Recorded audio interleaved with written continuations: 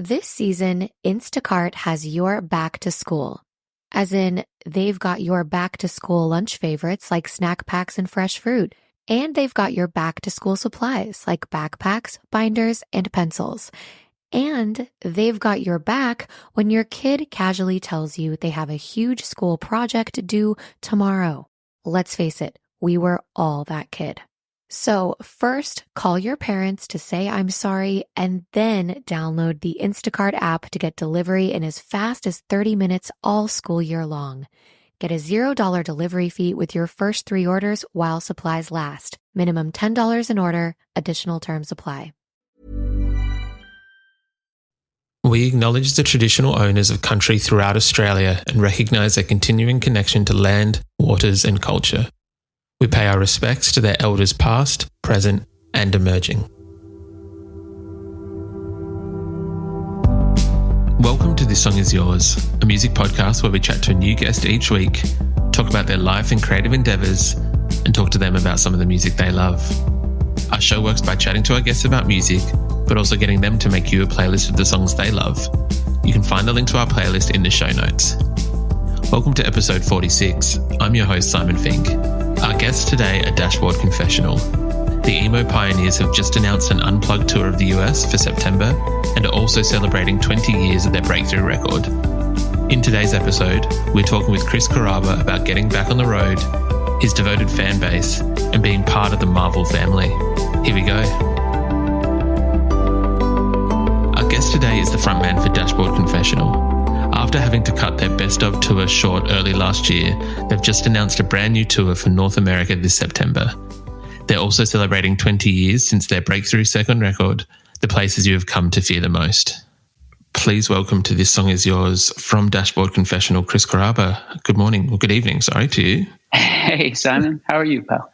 I'm very well. How are you? I'm good. Good. It's lovely, lovely evening here in Nashville as I speak to you. What's it like in Nashville at the moment with everything that's going on? Are they starting to open back up and have shows and venues open again? Well, I would love to tell you that we were. Look, I think that Nashville was sort of on the leading edge of throwing the doors open in a way that I think was rather brazen. So things it's been like nightlife has been going on for a long time, maybe a dangerously long time. But now that, now real shows are starting to come back. I haven't really seen any yet, but I've bought tickets for some that are coming up. I bought a ticket for a Rustin Kelly show that's coming up. So it felt good to buy a ticket after a year. It is very exciting to see, our shows, although Australia's handled the pandemic relatively well, we're still a little bit hesitant to go back to shows because we've had no luck with the government. Anyway, it's a much longer story, but it is exciting to see that America is opening up and starting to plan tours like yourself, Dashboard Confessional Unplugged 2021. Congratulations. It is very exciting to see you guys get back on the road. Thanks. I'm ready. I'm excited. I'm really excited. What a year. Yeah, everybody's been saying so, right? So I sound like just another voice adding to the chorus. But I just as a music fan and just as a somebody that embraces live music so much, just, as a fan. Obviously, it's the thing I love and I do it as a job.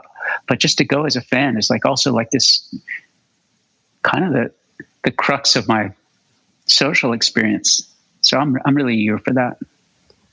It is very exciting. It is, I imagine, on both, as you said, both ways, both being a musician yourself and being able to get back out there and do what you do, but go back out and enjoy it as a fan is just as important. It's although live streams and everything else have been crucial in keeping people entertained in the last year, it doesn't have that same chemistry or electricity, if you will. No, and they're fun. They're fun to do, but you are playing into the void and staring in, trying not to even look into a lens. So there's there's just such a disconnection. The thing that I've liked though, Simon, is about live streams is that I've learned that I like to do them. And I don't see any reason to not keep doing some and connecting with my audience that way. Maybe even from our own shows one day. I think the pandemic definitely helped in maybe forcing some attitudes on previous methods of communicating to kind of be more accepted, which I think live streams definitely still have their place and definitely still helpful in, as you said, connecting with fans and being able to include people and make sure that that they can feel a part of it. I had not anticipated the social aspect of it. The chats out during the live stream it's such a social environment to be in. It's lovely. And if you'd asked me about doing live streams like before I'd seen that kind of thing for myself during my own, I would have said, yeah, maybe I'll do one of those one day. But it just felt like I would have thought it would have just felt like filming a TV show or something, like late night television, only without an audience. Okay, that's a bad analogy. It would be like playing a rehearsal, I would have worried. But then I had the chat like on a big screen that was facing me, so I could just see. I couldn't really see exactly what was being said. I could see that it was like flying by, though. I could see that people were interacting with each other. That gave me a sense of connection. I feel like Dashboard Confessional fans have always had a deep sense of connection with the band and with one another. They are very loyal. I feel that there's a better word than loyal, but I'll go with that word for the time being. What do you think it is about the band? Even the band has been continuing, but since I feel like day one with the Swiss Army Romance, fans have always been quite dedicated, if you will. Where do you think that has kind of come from? I don't know. I think about this once in a while, and I'm not really sure, but that I'm fairly open in my songs. That's no secret. And I think that maybe that makes me somewhat of an accessible figure in their mind. And then I am accessible. So they have the idea, maybe I'll be accessible. Maybe it's like I'm just like a guy you could talk to. Then when they try, they find out, yeah, he kind of is a guy you can talk to. So on a personal level, even in, say, at shows or in public, just walking around somewhere where the people bump into me, there's that factor. And then there's the other factor of like I have always felt like I'm just a member of the music scene I'm in, not like in a vaulted place beyond the music scene. Yeah. And so maybe I can't really, I'm afraid to try to put too fine a point on it because I just like it. And I don't need to crack the code. I don't want more of it. I don't want less of it. I like it just the way it is. So I'm not ever trying to deduce like, what are the factors that make this so? I think it's just okay that it is so. Yeah, that's a very beautiful way to look at it. A lot of fan outpouring or a lot of fan support did come your way last June. And if you're not okay to talk about it, please let me know, and I'm more than happy to move on to something else. There was an accident last June where you found yourself with, I believe, broken ribs, broken and fractured or dislocated shoulders, and muscle damage that really, again, as we discussed at the start, everyone last year had a tough year. I think that it's probably fair to say that you might have had a bit of a tougher year.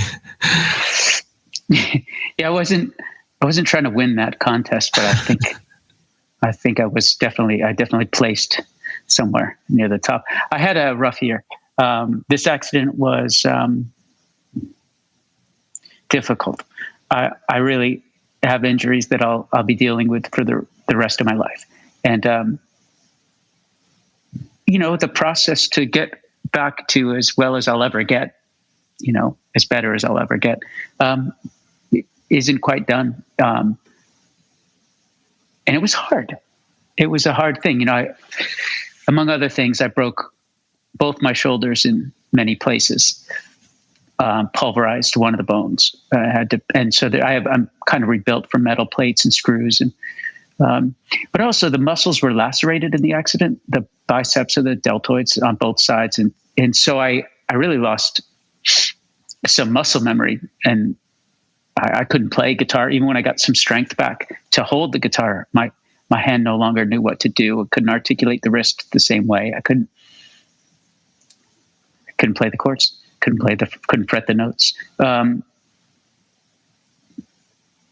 And it could have been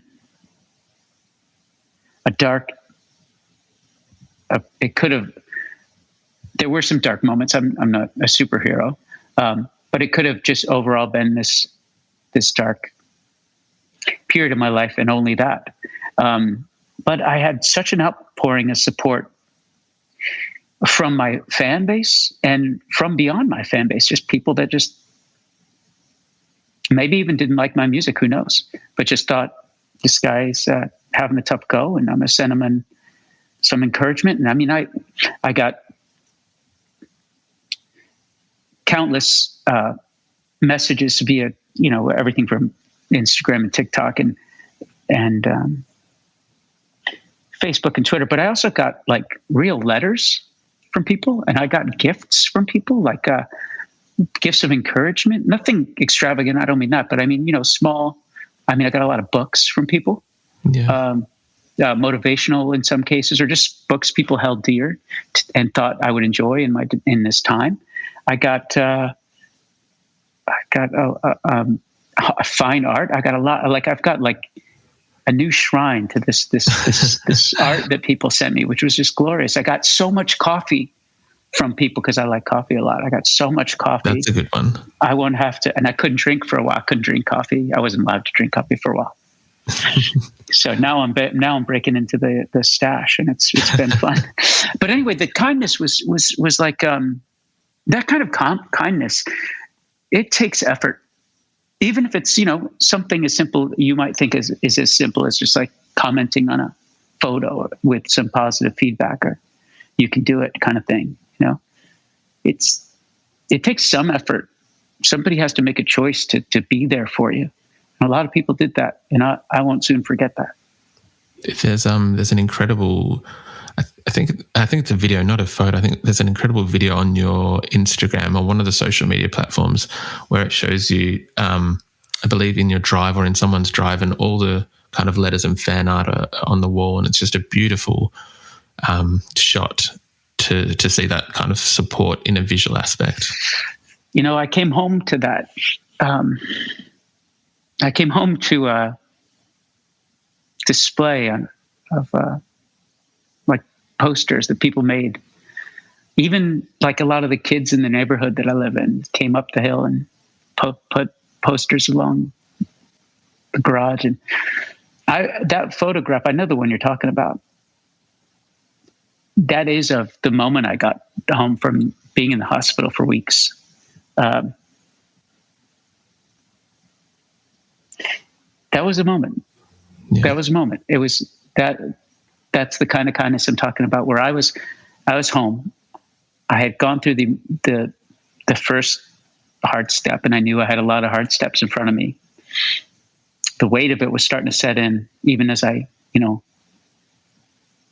was being driven home from the hospital. That's when the severity of the time, the amount of time, the reality, the amount of time that this was going to take, and the limits of the possibility if things didn't go my way were really front of mind for me as I made that drive home. And I came home to that beautiful display and truly felt, yeah, I can do this. Yeah, I can do this. I heard that in relearning guitar, instead of kind of putting I guess the pressure of learning it on yourself, that you enlisted one or two friends to help you relearn guitar as well, to kind of have a combination of a little bit of motivation or accountability with them. How's it been relearning the guitar, and have you also found that having to relearn something from scratch that you've might be like a bit of a silver lining thing, but that you've learnt something or some things that you didn't know before or weren't aware of before? So the end result here, or the result in progress, is that a thing? The result of progress? Yeah. The progress report is this, is that I am currently a better player than I was before the accident. And now I found that I really love studying guitar. I'd always been a student of guitar, but I was one of these people who studied through books and self-guided study. I'd taken a few lessons here or there, but really nothing. No focus, no real focus on lessons. And now I have, because it was a necessary thing. But what an odd thing to come to the instrument without ability, but conceptually understand everything. That was a really fun process. I mean, it was not fun. It was it's become a fun process. But Let me tell you, Simon, it was rough. It was like, I couldn't play. I mean, forget songs. I couldn't play a chord. I could not play a note for a while. Then I could string a few minutes together. I remember my friend Fred, who was in Taking Back Sunday. Fred Mascherino is a phenomenal guitar player, and he went to Berklee School of Music, which is like a huge, which is a very high level education for a player. Yeah, probably a little bit uncommon for rock and roll, for somebody to be that well schooled. And I remember he said, how are things going? And I was like, he said, what do you need? I don't need anything, Fred. I'll be okay. And, we don't live very close to each other. So, I remember he checked in again, as he often did, as all my friends did often. How's the playing going? I said, well, can't really do it. And I explained what I've explained to you. And he said, well, how long can you play? I said, well, at this point I can bend my arms for about 3 minutes. He goes, well, what if I gave you a 3-minute exercise? And so that's how it started. And his viewpoint was like, if you live down the street, I'd be bringing you a meal every now and again, make sure things are easy, but I can do this via Zoom. Yeah. And so it started with these 3-minute exercises, and then it broadened into me studying with Fred and with my friend Yvette, and my friend Scott, and as many people as I could study with, and some I had access. What a beautiful thing that I wonder if I had taken lessons in the early days. I know the answer. If I had taken lessons in the early days, I would have had access to whoever was like at the closest music store. That might have been great, or it might have not been great. Who knows? But to start now and start with some of the best teachers in the world has been a really fortunate thing and a rich experience. It was a grind, and it was about almost like a survival mentality to overstate it. But I had that kind of like, well, I got to save this thing. It is how I interact with the world on some level, is like through this instrument. Who am I without it? And I was intent on finding my way back to it. And now I am intent on how far I can, encouraged by the idea of how far I can maybe take the study of this instrument. It's very exciting, and we're very glad to hear that, obviously, that you have made a recovery and that it is coming back, and that it's obviously something that means a lot to you, and I think that in turn means a lot to other people as well. This year, along with getting back on the road, it's a very exciting year. In March, we celebrated the 20th anniversary of the places that you've come to fear the most, which was a huge record for you guys, a breakthrough record in 2001. When you think back to that record, what kind of memories are the first to jump out at you? The life experiences that I had making that record and touring that record are the first things that come to mind. I mean, I think the songs stay with me as sort of like this living interpretation, because I play them every night, many of them. I still play every night in front of people. So some of them, some of the songs aren't, or my songs aren't always married just to the record they come from. That's more global. That's more about like the many, many, many shows I play and my experience with those songs. But that was the first record that I made as Dashboard that had like a band. And not on many songs, was there 2 or 4 songs? There's 4 songs that have players, and one of those players is Dan Bonebreak, who is my lifelong best friend. And Dan jumped in the van when I was touring on the Swiss Army Romance record. He said, "Dude, you look like you're losing your mind. You know, like how many nights in a row can you drive by yourself to play these shows? I'm going to come with you." And he did. He came with me, and I wish he'd stayed the entirety of the band. I wish he was still in the band. But I treasure that probably the most. Is that's an example of it, you know, where like those early memories of connecting with people. Yeah. That would become like a lifelong bond. And Dan comes to mind, but there's my friend Amy who put the Swiss Army Romance record out, then went to Vagrant and helped me get signed there at Vagrant and worked on that record along with Rich from Vagrant, John from Vagrant, and other people at Vagrant. So Amy and I have this like indelible connect. She made an indelible mark on my life at that point, and we have it still, this connection. So for me, it's about and you know, Simon, I can't pretend it didn't change my life. The success of that record absolutely changed my life. It gave me a career. It gave me an opportunity to make music. I think maybe for the rest of my life, some 20 years ago, which is kind of like. Okay, you can do this. I know. Carvana makes it so convenient to sell your car. It's just hard to let go. My car and I have been through so much together. But look, you already have a great offer from Carvana. That was fast. Well, I know my license plate and VIN by heart, and those questions were easy. You're almost there. Now to just accept the offer and schedule a pickup or drop-off. How'd you do it? How are you so strong in letting go of your car? Well, I already made up my mind, and Carvana's so easy. Yeah, true. And sold. Go to Carvana.com to sell your car the convenient way. My dad works in B2B marketing. He came by my school for career day and said he was a big ROAS man. Then he told everyone how much he loved calculating his return on ad spend. My friends still laugh at me to this day.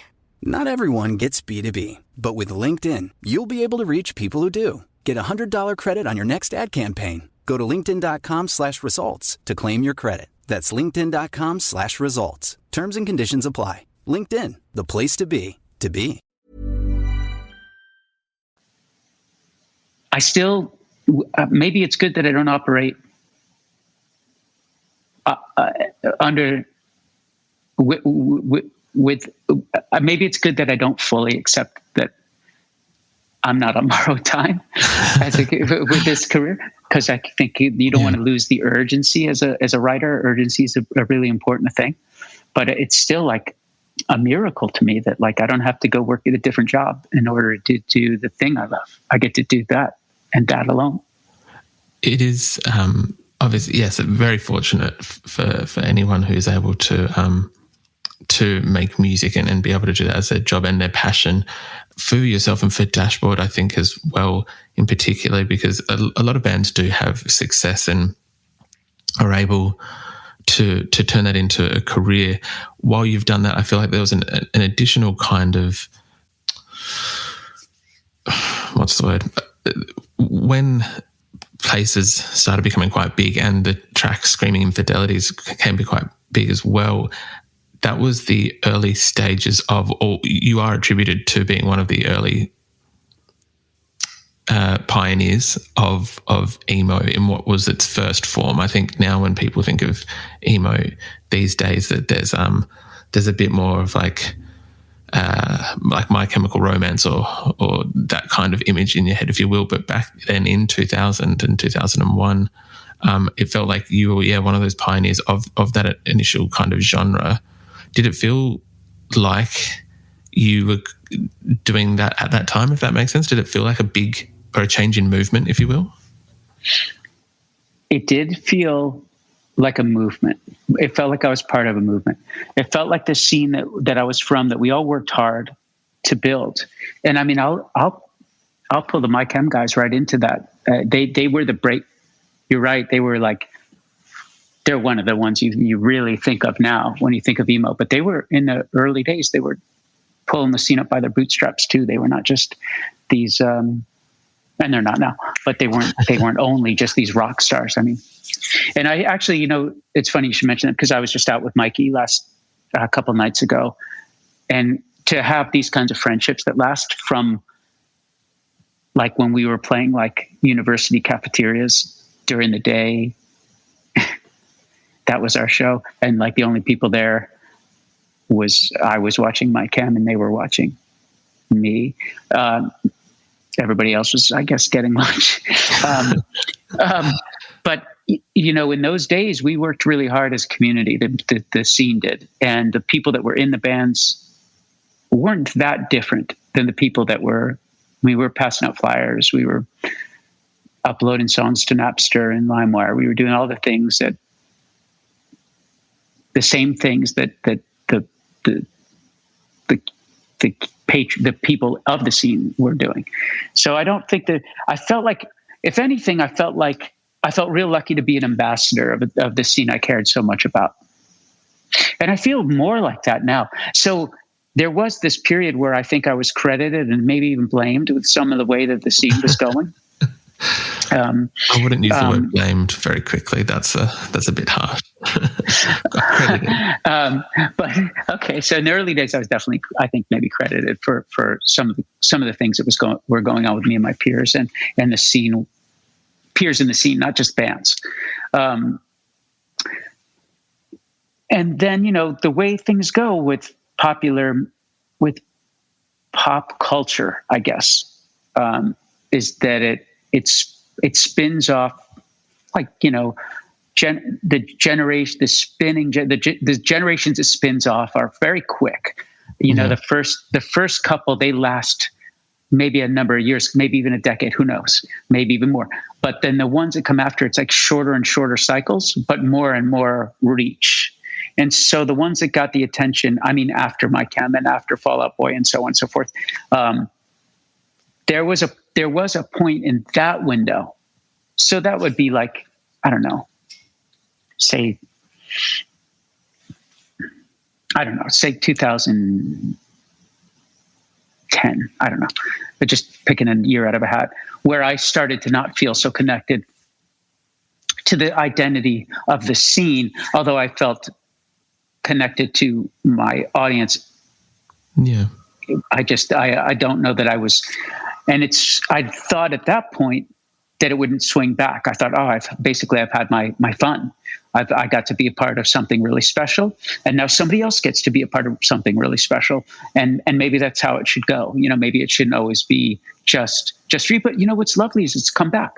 It came back late in the 20 teens, it came back where, and it came back to like pre-fame feeling, where it was like, I'm really, really part of this again. And that's good. That's a nice sunset for the story.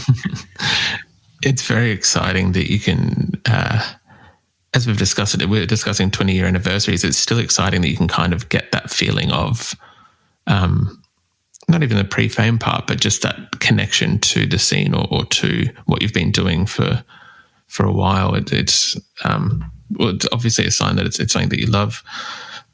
With you mentioning pop culture before, we've recently been talking to some guests about their connections with pop culture and their contributions. One thing I wanted to very quickly touch on, if it's all right, was Vindicated and Spider-Man 2, because I think a lot of people in the scene saw Dashboard as we said, a pioneer. But then when it was announced and there's a music video with yourself and then Spider-Man swinging by you, I think in one cut off, what was that next stage kind of like in being able to contribute to that and then find yourself playing the end credits of a Spider-Man film? Well, it was it was a step away from the heart of the thing, the heart of the whole thing. But I came by it honestly. I really wasn't looking for, I'm not going to pretend I wasn't looking for success. But one thing I wasn't ever really looking for was fame. Mm-hmm. I don't really love celebrity. I have some friends that are really, really famous, and it suits their temperament. And not in any kind of egomaniac way, but they're just like, they would have been this special person in any field. Yeah. And so, sure, it's just an outgrowth of that. I've always felt like I want to be part of the thing. I don't want to be pushed away from the thing, even if that means pushed up and held in some kind of high regard. Yeah. I just feel a little, but I did want to I wanted people to hear my songs. And I've always looked at like radio, which I haven't had much success at radio. All of my successes have come from a sort of windier path. I've always looked at radio or those moments like Vindicated being on the Spider-Man 2 soundtrack or the trailer or in the movie, as like an invitation for people. Like maybe like you're given somebody who hasn't heard you before a chance to just like maybe discover what you have to say, and maybe that's worthwhile. But that I came by it honestly, Simon. And through like the punk rock roots that I'm from, the person who was the head of music for Sony Pictures was a woman named her name is Leah Volek, and at the time she was the president of music for Sony Pictures, and she's a punk rocker. I mean, she came up as the front of house mixer for Richard Hell, mixing CBGBs for this punk rock legend from the States. And she thought what I was doing was pretty punk, like to her calculation of punk. And so the company I was in didn't make a whole lot of sense for this kind of comparative lack of success. You have Maroon 5 and Audio Slave and stuff, and then like the Dashboard kind of like doesn't really quite equate. But somehow they picked my song, and they didn't just pick it to be like on this, it wasn't really a soundtrack. It was like, this, whatever they were, there weren't many songs that I remember in the movie. But it was a soundtrack for the movie. Right. Yeah. And I was happy enough to be on that, especially because they let me come see the movie before it was out, before it was even finished at Sony Pictures. And that was like a huge deal. I've grown up with Marvel, big, massive fan, like have almost encyclopedic knowledge of like Marvel history. And, that was it. Like that was a highlight. This is before they picked the single. And then they picked my single. And then I saw it like on TV one day, like at the ad. And then I saw the ad in the movie theater, the trailer. And it's like my song in there. In any movie, right? But then especially like this blockbuster film that's rolling out. It was like the movie of the decade at that moment. Yeah. I can't really describe it. But I will say, I liked it. A lot. I can imagine that's very fair, especially, well, as you said, it's you're not doing it for fame, but having the exposure, the invitation, if you will, and then being able to pair that with your love of Marvel and everything else. I can imagine it was just an absolutely, I can't even imagine, what it must have kind of felt like to have that happen and to see it in front of your eyes on the screen. And I also got to be like adopted into the Marvel family. Like exactly. I still get invited to like premieres, and I still get to go like by the headquarters at Marvel when I'm in New York. They have me pop in to do just like visits, and I get stacks of comic books every month. And yeah, it's just been this glorious for me. It's like there are other kinds of wins, but this was a win. I would say that is a very, very solid win. Chris, would you be happy to talk about the playlist that you sent through? Let's talk about some music, yeah.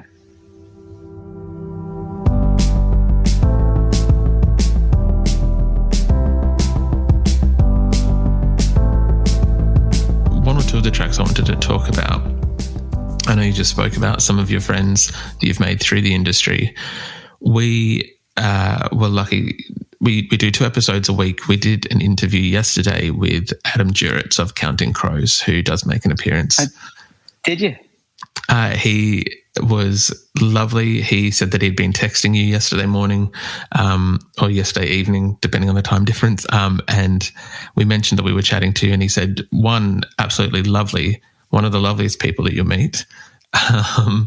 But he was telling us about I think that there's a bit of a friendship group between yourself, between Adam and Dave from Gang of Youths, in where you're sharing new music. How did that friendship kind of come to be? Because it's not something that I would have put together in my mind, but now that I'm aware of it, it sounds like a friendship group everyone wants to kind of be a part of. It's a good group. It's a lovely group to be a part of. I'm glad I'm a part of it. Well, Adam and I have been friends for some time. You know, I love Adam's music. I love the Counting Crows. And Counting Crows, I give a lot of credit to for, because I was like, at that point in my life when their first 2 records came out, I was heavily down the like hardcore and post-hardcore road. And so to find a record that had a more conventional approach sonically caught me as deeply as these counterculture musicians that I was obsessing over at the time was a real surprise to me. And it cut deep. And I think I was just pretty vocal about being a fan of Counting Crows when I would be in interviews and whatnot early on in the early days. And sometimes people would be surprised because at that point we were really associated with pretty much punk rock and only punk rock. But I think that makes a lot of sense in hindsight to people, you know? Oh yeah, sure. Obviously this kid listens to melody. And because he'd seen that I was talking about him, he was aware of us. And at some point, he kind of reached out and said that he had liked my music, liked all my records. I think I had 3 out at the time. And he was kind of like, I remember the first time we talked, he was, you know, I was trying really hard not to be gushing about every word he's ever written. He wasn't trying as hard to not be that. And I was like, found myself in this weird role reversal where I was like, how can he know? That's like a deep cut on that record 3 records ago or whatever it was. How could he know all that detail? And we formed a fast friendship over our love of music, our love of poetry and art, and some mutual admiration. And so we've worked on things musically. We've toured together, not as Dashboard and Counting Crows. I've gone out with Twin Forks with Counting Crows, but never as Dashboard. But we've done collaborations, and he was at my house. He'd come to Nashville to visit, and I put on a Gang of Youths record. I was like raving about Gang of Youths. And he said, you know, I know Dave. And, well, this is actually what he said. I was playing the music and I'm going off about these guys, how they're geniuses, they're next level, they're poets, they're like, or their musical minds are like so rich, and I'm waxing poetic. Meanwhile, he's texting Dave, unbeknownst to me, like what I'm saying. And then he says, and he like I lift the needle, and he says, "This is what Dave has to say about your music." And I'm like, I was half embarrassed and half like elated, you know. And we had a good laugh about it. As things as some time went by, we found an opportunity all to get together, the three of us in New York, and we all stayed with Adam for a little while and kind of like built a great friendship. And it's the kind of friendship I really treasure, because we keep up on each other. We keep up with each other.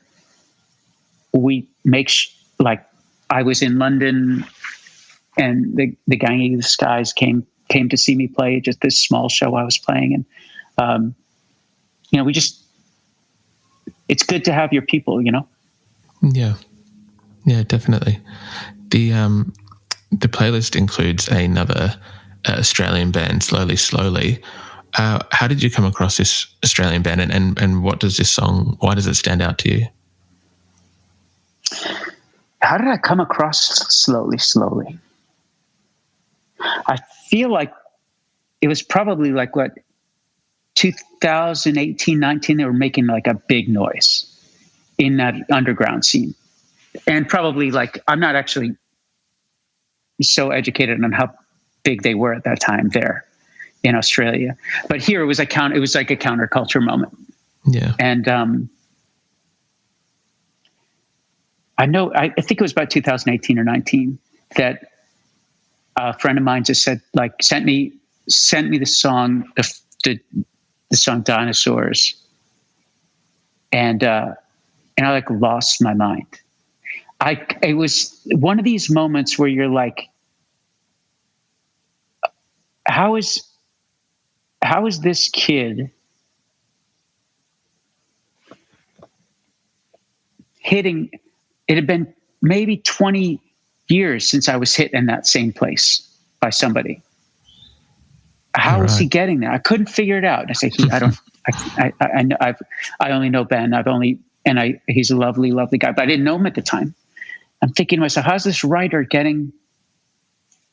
And the more I heard, I was like, some people are just tapped into an energy, and whatever that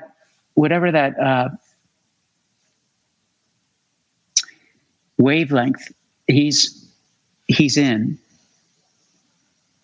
it just cuts right through me deeply. And they are insanely good. So like they're writing these songs that are emotionally riveting. They move you, right? But they don't sacrifice the musicality.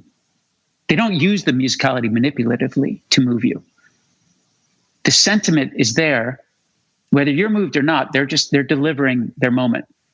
It hits me in such a way that I am so deeply moved. But the fact that I can keep listening, this is like a thing where it's like, sometimes that can happen. You're so deeply moved, but it's not richer than that, because the musicality maybe is just doesn't have as many layers. They just have so many layers. Yeah. And they keep on being awesome with the more music they put out. And sometimes, don't you worry about that? Sometimes when you're like really knocked out by somebody's first record, you're like, well, that's that. I don't know that it was their first record, but the first, time you hear a band's record, you're like, well, this is the one, right? But every time they release more music, I'm like, that's it. That's the one now. Yeah. They've continued to just kind of, what is it like? What is it called? I'm yet to see a clanger, if you will, from the band. The last one I wanted to talk about was The Cure, Pictures of You. What does this song mean to you, or does it have any special memories that you kind of hold dear? I mean, so many. This is so The Cure. The Cure for me are, I think that most people probably would assume, probably rightly so, that for most people in my scene, like the pinnacle inspiration in the early days was somebody like Morrissey and the Smiths. Mm-hmm. for me, it was The Cure. Their melodies, their lyrics, their patience with this unfolding of like a melodic phrase for, a 2-minute intro, to put you all the way out deep into C before they even hit you with the real wave. And Pictures of You, I have this very specific memory. I was in my van in the early days of Dashboard, and I was driving across like the flatlands of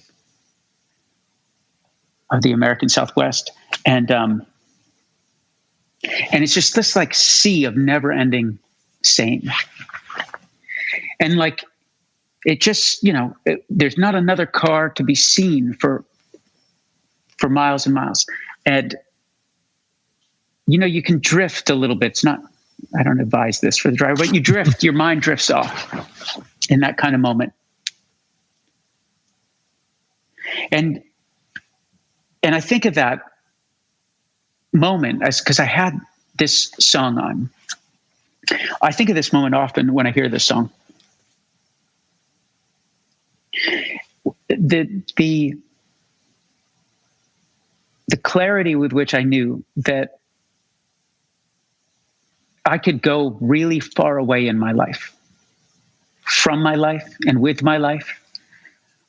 I could go on a kind of boundless adventure.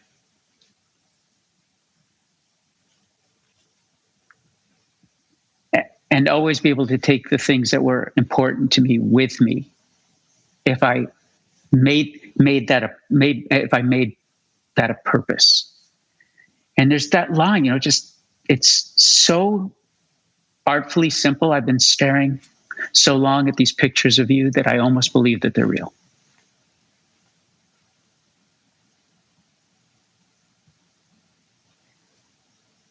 And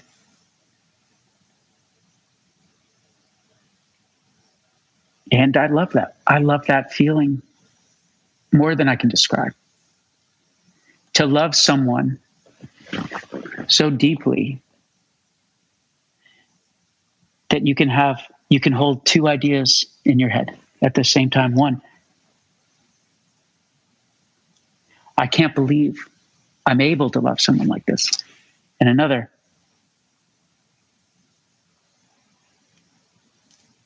I have to be away,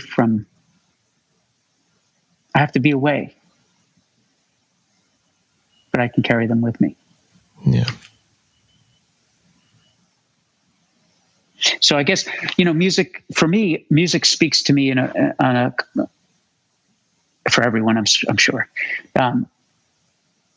There's the best songs are the ones that you have a lot of new life experiences with, and you can draw that line all the way back to everyone and connect them all. It's a rare song. Pictures of You is one of those songs. I feel like The Cure get these days, maybe not so much in when they were releasing some of these bigger songs, that they're musically, and the musicality of them are fantastic, but I feel like the lyrics sometimes kind of get lost. People think of them as like bops. I realize that also people listening to the podcast can't see me doing what I was just doing, so it doesn't make sense. But that sometimes their lyrics are just absolutely incredible in terms of the image that they paint, or the feeling, kind of, as you said, like the duality of those two things that you might not pick up on the first listen. It is, it's an incredible pick. I very much enjoy. Actually, a number of the picks incredible as well. Chris, thank you very much for your time today. I do appreciate you being on the podcast, and congratulations on the 20-year anniversary of Places, and on the tour that is coming out in September in the US throughout November, which we'll put in the show notes for the podcast. Thank you, Simon.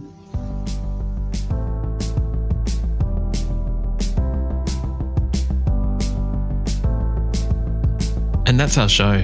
A massive thank you to Chris Carabba for his time. The Dashboard Confessional Unplugged tour takes place this September in North America, and we've left links in the show notes if you'd like to buy a ticket to one of their shows. We also want to give a huge shout out to Nick at Unified Music Group for helping out with today's interview. You can find a link to our Spotify playlist in the show notes, where you'll be able to listen to all of Chris's picks. If you like this show, please subscribe wherever you get your pods and stay up to date when new episodes are released. We release new shows each Thursday and Friday morning, with guest playlists streaming on Spotify at the same time. You can follow the playlist profile on Spotify. You can follow us on Instagram, Facebook, and TikTok. Until next week, cheers.